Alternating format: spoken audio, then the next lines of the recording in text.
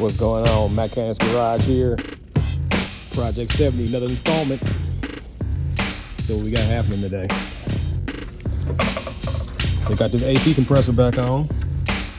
Finally hooking up these lines for this heater core. And we're gonna change our thermostat. We got the new thermostat in. But Unfortunately, Summit Racing gave us the wrong gasket. Oh, how can Summit Racing ever do that? it's cool. They'll figure it out. Oh, we got our transmission lines finally run. Yay! So for anybody that's putting headers on your car, you have to get your transmission lines to run under your header, and most likely, at least for this car, for the 350, we had to run these bad boys under the freaking It's like next to the motor mount, which was a pain in the butt. around the oil pan, so it actually wiggled between the frame of the car and the oil pan. Yeah, it's probably kind of hard to see now. Should have showed you this before we put everything back together. You can get a better picture, like right there. Yeah, you can see how it ran down through there. That was definitely a pain in the butt. So if you're using the steel lines that are pre-bent, yeah, you're gonna have fun trying to get these things through here. Then we realized, once we got them up through here, the fittings are different than what came on the radiator.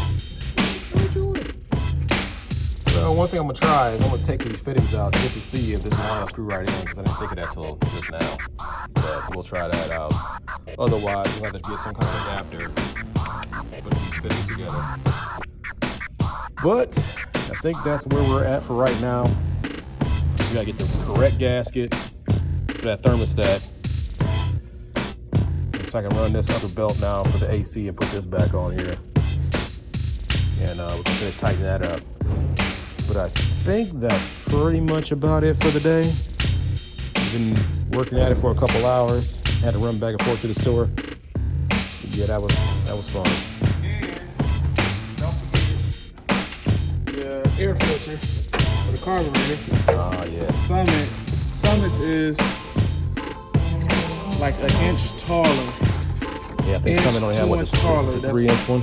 That's all they had. So O'Reilly's definitely came through in the clutch for this one, because they actually had the one that we needed.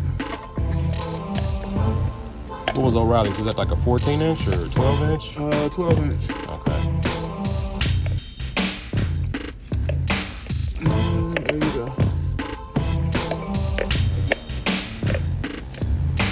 Got the old Moroso cover going there.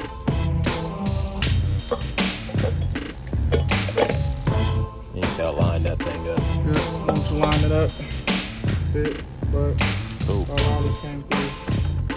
Good for that one. Alternator, we did get a switch.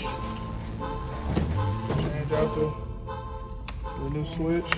Oh yeah, if you got one of your older alternators, you got to change out this plug.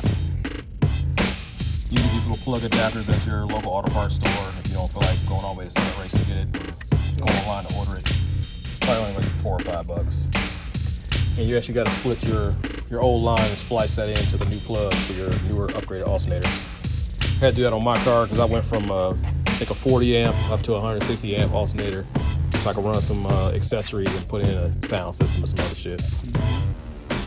But yeah, that's where we at. Coming along. All right. Hey, Check us out. Hey, another thing, if anybody knows this line hookup or whatever this is, drop it in the comments below, because we have no idea. Oh yeah, another thing. If you have any idea what this thing is, it's got a vacuum line coming off the top.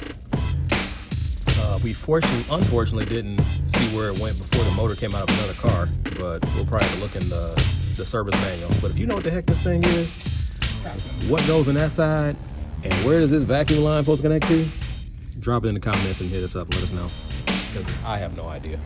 And I don't feel like looking through a 2,000-page manual to figure it out. All right. Yeah, like I said, that's it for right now. Check us out on the next one. Peace.